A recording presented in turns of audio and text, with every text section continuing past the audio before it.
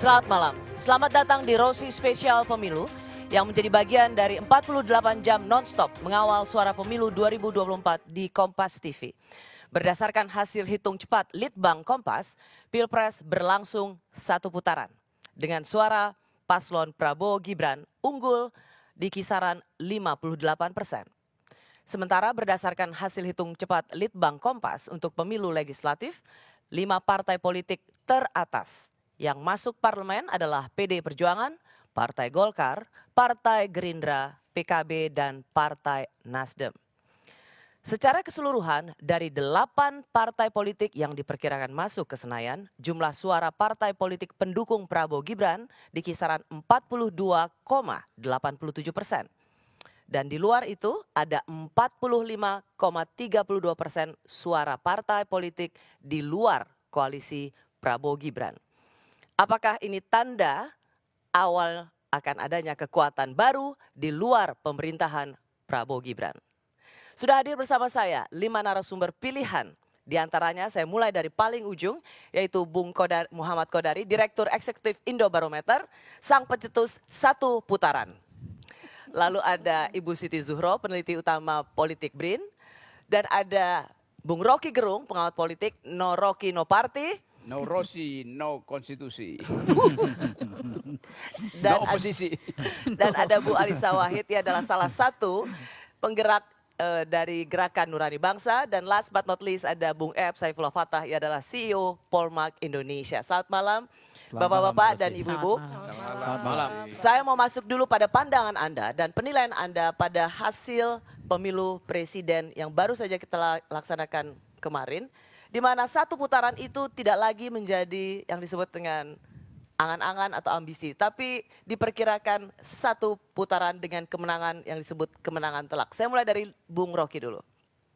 Ya itu angka itu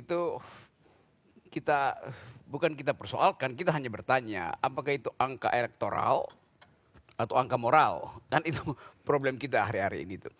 Dihasilkan secara elektoral tetapi dibatalkan oleh moral. Itu soal pertama tuh. Yang kedua, kemenangan itu karena margin of error atau margin of terror. Itu jadi tetap ada sinisme di situ. Tadi saya naik Gojek dan bicara dengan supirnya, dia bilang begini, anak saya itu akhirnya dia millennials, Gen Z itu. Dia merasa kaget, kok bisa begitu timpang sekali. Jadi kalau saya baca secara dengan intuisi aja, anak-anak muda itu seolah-olah tidak terwakilkan pada hasil-hasil tadi itu. Itu dasarnya itu. Jadi mungkin Gen Z itu menganggap ya ada hal yang nggak normal di dalam pemilihan. Tapi ini suara Gen Z yang berbahaya kalau tidak kita terangkan pada mereka. Kenapa mereka gagal untuk punya harapan tentang perubahan. Jadi saya kira itu, dan suara mereka itu betul-betul suara Tuhan kan. Apa namanya, millennial doesn't lie, general does. Millennials tidak berbohong, tapi para jenderal yang berbohong. Saya mau masuk ke Bung Kodari. Iya. Anda merasa bahwa ini sebagai sebuah gerakan yang akhirnya terbukti bukan election, tadi Anda sebut apa? Elektoral tapi teror? Elektoral atau moral? Bukan margin of error. Margin of error, tapi margin of terror. Apakah kemenangan ini terindikasi memang ada bentuk teror atau memang ini suara rakyat sesungguhnya? Ya pasti ini suara rakyat ya. Ini kan cuma suara-suara yang sulit menerima realitas. Kalau saya kan udah jauh-jauh hari mengatakan bahwa memang pemilu 2024 ini sebetulnya bisa dilihat dengan teori kolam suara atau teori struktur suara, bahwa pemilih kita itu secara garis besar terbagi dua, ada yang puas kepada Pak Jokowi dan ada yang tidak puas kepada Pak Jokowi. Dan jauh-jauh hari juga saya sudah mengatakan bahwa peluang bagi penantang atau oposisi yang ditempati oleh Mas Anies memang kisaran angkanya sekitar 20-an%, seperti ya besaran dari mereka yang tidak puas kepada Pak Jokowi. Lalu yang puas ini diperebutkan antara Prabowo dengan Ganjar, yang awalnya itu sama, lalu kemudian pelan-pelan suara itu bergeser kepada Prabowo, yang antara lain juga karena sebetulnya Mas Ganjar atau PD Perjuangan banyak menyerang Pak Jokowi, sehingga pendukung Pak Jokowi geser kepada Prabowo dan Gibran. Lalu saya melihat perkembangan suara, trennya itu sangat linear, sangat trajektori. Dan terutama 2 bulan terakhir. Ya, jadi itu sebabnya saya berani mengatakan atau berani berinisiatif dan menggagas kali putaran karena saya melihat bahwa trennya ini memang akan terus naik. Tapi Anda menduga nggak 58 sampai 60%? Atau mungkin di 54, 55, atau ini overshoot? Saya nggak berani buat estimasi akhir ya, karena yang bisa saya katakan adalah peluang sekali putaran itu makin lama makin meningkat. Ketika kisaran angka 40%, tingkat keyakinan saya katakan sekitar 70%. Begitu dekat-dekat dengan angka 50, saya katakan keyakinan saya 80.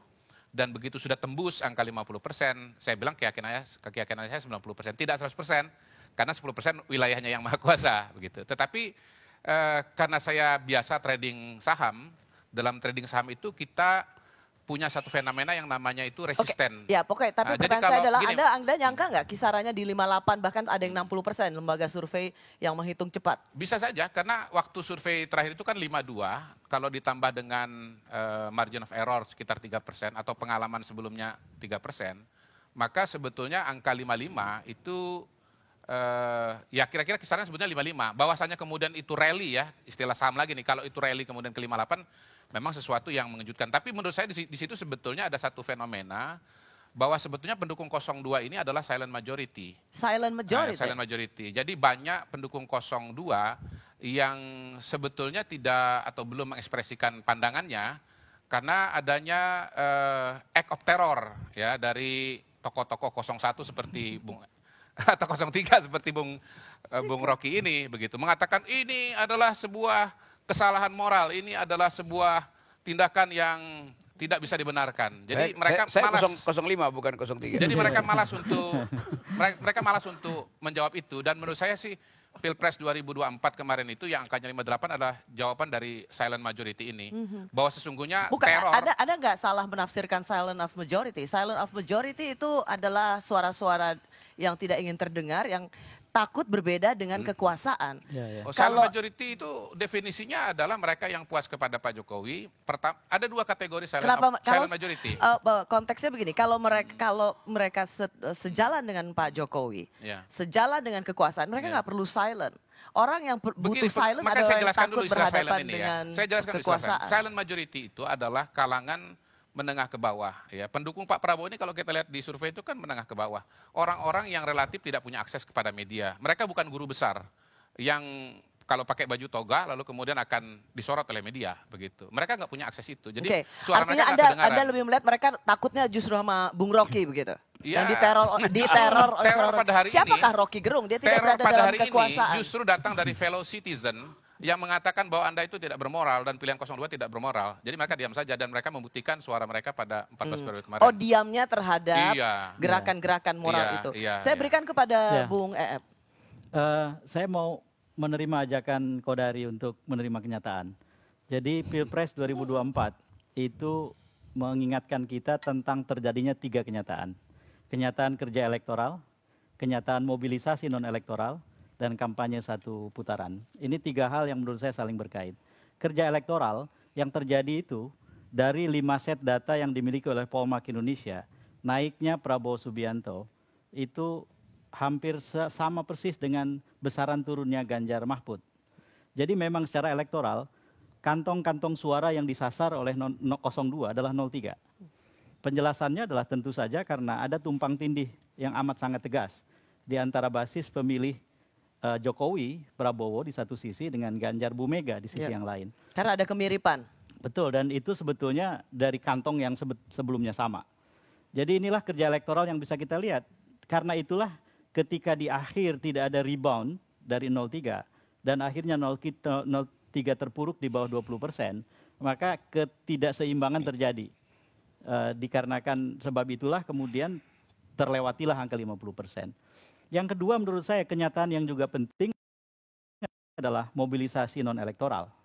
Saya ambilkan contoh misalnya, Pilpres ini dimulai dengan praktek nepotisme ketika keputusan MK nomor 90 tahun 2023 membuat Gibran putranya Pak Jokowi, keponakannya Ketua MK pada saat itu, bisa menjadi kandidat. Dan ini bukan persoalan moral, ini pelanggaran konstitusi. Saya sudah jelaskan di mana-mana. Nah, ini kemudian berhimpitan dengan kerja Pilpres. Artinya presiden sendiri punya konflik kepentingan yang sangat tegas dalam urusan Pilpres. Maka kemudian kita bisa baca data Litbang Kompas yang memperlihatkan bahwa sepanjang 2023 dan 2024 ketika terjadi pelaksanaan pemilu, angka bantuan sosial yang dikeluarkan dalam berbagai bentuk dari anggaran negara itu 560,36 triliun. Membengkak habis-habisan dibandingkan dengan angka bantuan sosial 2019 yang 194,76 triliun. Kalau saja tidak ada himpitan konflik kepentingan itu, kita anggap bahwa negara sedang berbaik hati dikarenakan pemilu ini unik di tengah kesulitan hidup rakyat. Ketika ada konflik kepentingan, ada nepotisme, tidak begitu. Terjadi mobilisasi non-elektoral yang kemudian punya dampak terhadap elektoral. Yang lain mobilisasi aparatur. Jangan cari-cari saya untuk meminta penjelasan tentang itu. Data dan informasi serta beritanya sudah menyebar di banyak tempat. Kita bisa temukan dengan sangat mudah. Itulah yang disebut dengan kerja non-elektoral. Ditambah lagi kemudian dengan adanya kampanye satu putaran. Jadi teman-teman seperti Kodari dan kawan-kawan, ketika mengatakan satu putaran itu kan memanggul dua peran sekaligus. Tapi tidakkah ini Anda mau membantah atau Anda setuju bahwa ini adalah bagian dari silent majority? Nah itu sebentar lagi saya katakan. Tapi yang penting itu adalah teman-teman yang ketika mengumumkan hasil survei sambil mengatakan satu putaran kan mengemban dua peran sekaligus. Satu sebagai pemupublikasi hasil survei, yang kedua juru kampanye 02 untuk membuat kenyataan satu putaran itu kemudian bisa terjadi. Itu ada dorongan ke arah itu. Coba silakan Bung Rocky. Intrusi dikit ya. Ini menarik nih soal beda terminologi soal silent majority itu. Ya. Silent majority artinya diam tapi menghanyutkan. Kan itu pengertian kita kan. Jadi dia faktorial di dalam public opinion. Tetapi yang Anda maksudkan tadi itu bukan silent majority dalam pengertian diam tapi menghanyutkan. Tapi dia diam karena dihanyutkan. Dihanyutkan oleh gegap gempita satu putaran. Dihanyutkan oleh BLT. Dihanyutkan oleh aparat. Kan itu yang terjadi kan. Jadi hati-hati, saya kira itu dusta itu mengatakan bahwa silent majority itu diam yang menghanyutkan. Di dalam kasus ini dia diam yang dihanyutkan. Dan itu yang kita baca di dalam narasi dari dirty vote. Dan jadi, itu dasarnya. Dirty vote yang dikendalikan oleh dirty hand. Dirty hand yang diatur oleh dirty mind. Yang mulai dari MK, dirty mind-nya udah bekerja. Itu poinnya. Tapi saya, seperti tadi silent majority. Karena katanya silent majority adalah suara-suara yang diam, tidak mau melawan dari terornya seorang Rocky Gerung. Anda kan meneror terus. Dan mereka diam, tapi kemudian mereka menentukan. Itu terornya Kodari aja ke Rocky Gerung. Menurut saya begini. Silakan. Ada yang harus diluruskan, Rob. Konsep akademisnya. Soal silent majority itu. Silent majority. Apa itu silent majority? Di situ persembunyian dari metodologi itu ada di situ tuh. Jadi saya mencurigai dari awal silent majority ini dimanipulasi menjadi mayoritas yang diam karena akan dihanyutkan oleh BLT, dihanyutkan oleh margin of terror, dihanyutkan oleh macam-macam narasi. Kan itu yang terjadi. Akhirnya bawah sadarnya Kodari itu bisa kita pahami sebetulnya, bukan kita pahami. Akhirnya keluar bawah sadarnya tuh. Atau semacam pengakuan bahwa itu manipulatif sebetulnya kan. Ya. Oke, jawab dulu untuk Bung begini. Jadi kan saya langsung aja lah. Mas Saeb kan punya gagasan ya, mau mengalahkan Pak Jokowi dengan cara mengalahkan Prabowo Gibran. Nah, saya menjawab saja dengan sebuah challenge bahwa saya akan membela Pak Jokowi dan memenangkan Prabowo Gibran. Kita tinggal adu argumentasi saja. Bahkan lebih jauh lagi kan saya menantang Mas Saeb secara terbuka bahwa saya akan memenangkan Prabowo Gibran. Kalau saya kalah, saya kasih hadiah kepada Mas Saeb. Dan sebaliknya kalau misalnya Mas Saeb yang menang, saya kasih hadiah kepada beliau. Dan beliau kan tidak menjawab itu gitu loh. Yang jelas apapun argumentasi beliau pada hari ini,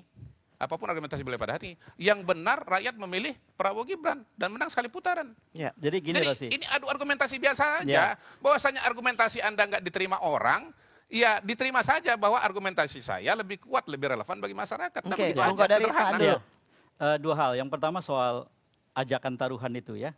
Buat saya ini bukan permainan, ini perjuangan. Loh, Mas, kenapa? Ini saintifik loh, Mas. Bukan. Saya punya data, Anda punya data. Saya punya keyakinan kepada data saya, Anda punya keyakinan pada data saya. Bukan, begini. Udah gampang saja itu. Saya melawan Jokowi karena dia melanggar konstitusi.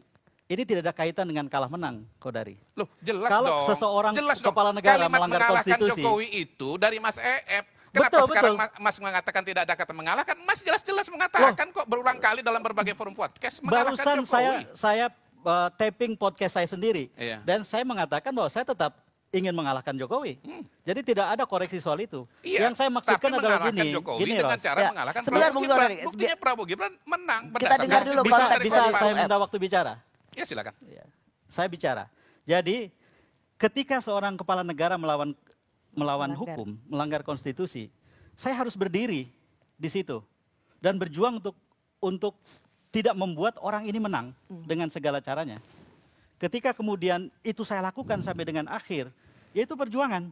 Kemudian ada kalah dan menang, itulah yang namanya demokrasi. Dan pada saat kemudian nanti KPU mengumumkan bahwa Jokowi menang, entah itu kemenangan yang lengkap ataupun tidak lengkap, jangan lupa, menurut quick count, PSI tidak lolos parliamentary threshold. Apakah ada mobilisasi non-elektoral baru yang membuat dia lolos nanti, kita tidak tahu. Nah, yang ingin saya katakan tentang silent majority. Silent majority dalam ilmu politik itu jelas definisinya. 2016, ketika Trump mengalahkan Hillary Clinton, itulah yang disebut sebagai silent majority.